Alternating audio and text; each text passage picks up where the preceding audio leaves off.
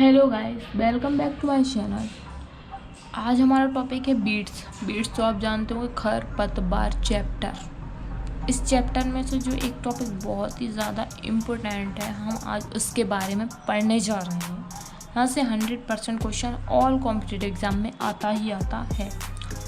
तो मैंने एक शॉर्ट ट्रिक बनाई है, आपको समझ में आएगी।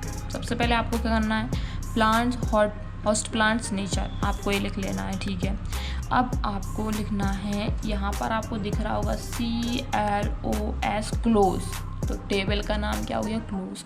आपको क्लोज लिख लेना है, ये मेरी ट्रिक है, क्लोज। अब इसका मीनिंग क्या है, इस C का मतलब है कास्कूटा, हिंदी में इसको अमरबेल कहते हैं। L का मतलब है लोरेंथस, इसको हम लोरेंथस ही बोलते हैं। और O का मतलब है ओरोवंकी। हाँ, ओरोवंकी का एक और नाम होता है ब्रूम रैप। क्या होता है, ब्रूम रैप, और उसको भुई फोड़ा भी बोलते हैं। अगर आपको कहीं ऑप्शन में ओरोवंकी नहीं दिख रहा है तो आप ब्रूम रैप और देख सकते हैं, ठीक है। और भुई फोड़ा, इसके दो नाम है। स्ट्राइगा का एक ही नाम है, और ये रिफ्लेक्शिया एक अब बात है तो मैंने वो भी लिख दी है। तो ये चार बहुत ज़्यादा इम्पोर्टेंट है, क्लोज, ठीक है, जो कि पैरासिटिक प्लांट से यहाँ से क्वेश्चन आता ही आता है, जो दूसरे पर निर्भर होकर अपना भोजन खाते हैं।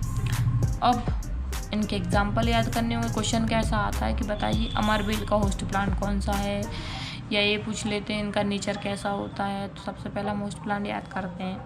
अब कास्कूटा में क्या है, अमरबेल। अब इसमें रिच का है, बर्शिम है।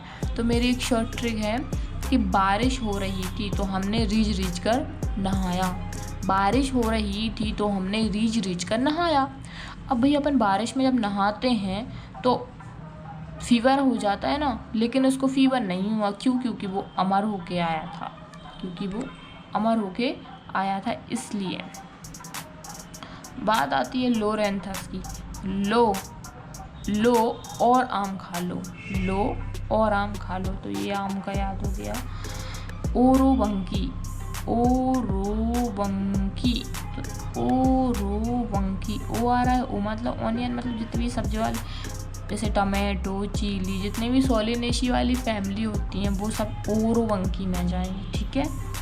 स्ट्राइगा में स्ट्राइगा में अपन बोलते हैं, यार आज से मैंने बहुत स्ट्राइक की। स्ट्राइक का मतलब एक एक्सरसाइज करना भी होता है। तो जो एक्सरसाइज करते हैं हम, फर्स्ट डे हमारा एक्सरसाइज का होता है तो हमें क्या हो जाता है, हम फीवर हो जाता है। तो फीवर को हिंदी में ज्वर बोलते हैं, ज्वर पीड़ित, ओके।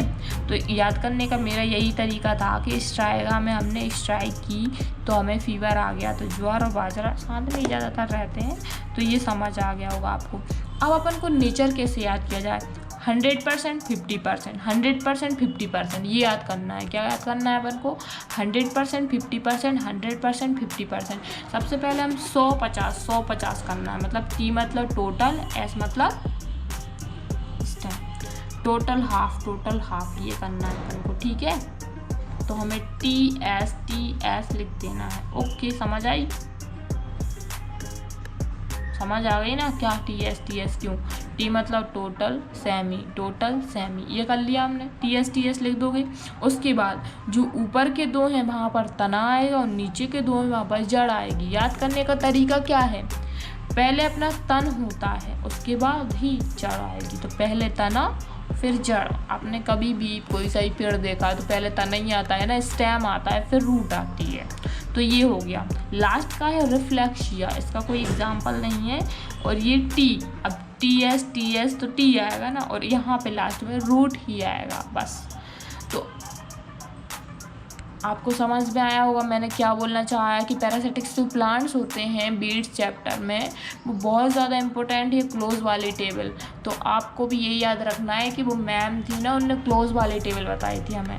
तो क्लोज लिख लिया अपन ने, एग्जाम्पल्स लिख लिए, फिर TS कर दिया, तो ये हमें याद हो जाए। फिर भी अगर आपको कोई डाउट हो तो आप पूछ सकते हैं। Okay, thank you all of you.